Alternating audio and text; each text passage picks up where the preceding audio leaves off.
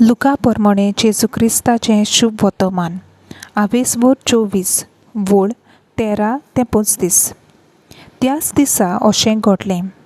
तांचे भितरले दोग जाण जेरुजाल्यातावन सुमार 11 किलोमीटर पयस आसलोल्या इमाउस नांवाच्या ग्रामांत वेताले आनी ह्या सगल्या घोडितांची गजाल एकामेका लागीं ते करीत आसले.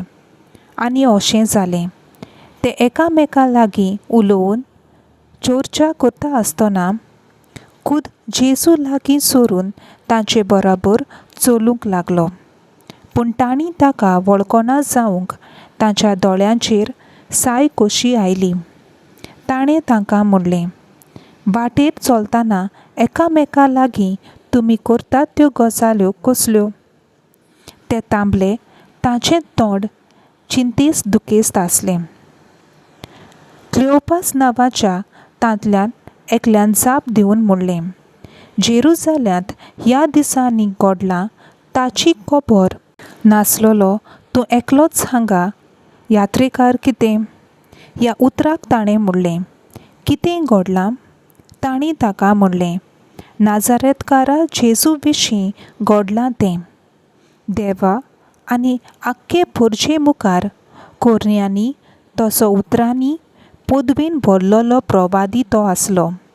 आमच्या मुखेल याजकांनी आनी वडिलांनी ताचेर मरणाचें फर्मोण मारूंक ताका दवरून दिलो आनी खुर्सार मारलो. तर इस्रायेलाक सोडयतलो तो होच म्हूण आमी रावताले. तितलेंच न्हय, ह्यो सगल्यो वस्तू घडल्यार आयज तिसरो दीस. त्या भायर आमचे भितरल्या कांय बायलांनी आमकां घाबरायलीं. उजवाडचे आदीं ताचे समाधीशीं त्यो गेल्यो, पूण ताची कूड तांकां मेळ्ळी ना. थंय आपणाक देवदूतय दिश्टी पडले आनी तो जिवो आसा अशें ते सांगतात म्हूण परत येवन तांणी आमकां खबर दिली.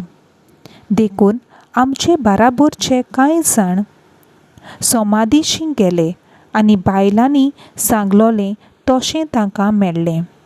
तो मात दिश्टी पडलो ना. तेन्ना ताणें तांकां म्हणलें, कितलें म्हूण घोली तुमी?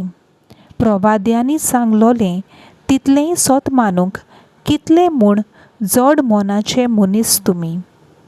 देवाचे कुशे प्रमाणे क्रिस्तान हें सगलें सोंसचें आनी अशें आपले मोहिमेंत प्रवेश करचो म्हूण नकलो आसल्यात तुमी. मागीर मोजेसा आनी सगल्या प्रवाद्यां मेरेन आपणाक लागतात तितल्याय शास्त्रांचो अर्थ तो तांकां सांगूंक लागलो. इतल्या म्हणसर आपूण वेताले त्या ग्रामा लागीं ते पावले आनी जेजून आपूण फुडें वेताशें करून दाखयलें. पूण तांणी परातून म्हणलें, आमचेशीं राव. तर सांज जायत आयली आनी दीस धारीर पडचो जालो आनी तो तांचे सांगाती रावंक भितर गेलो.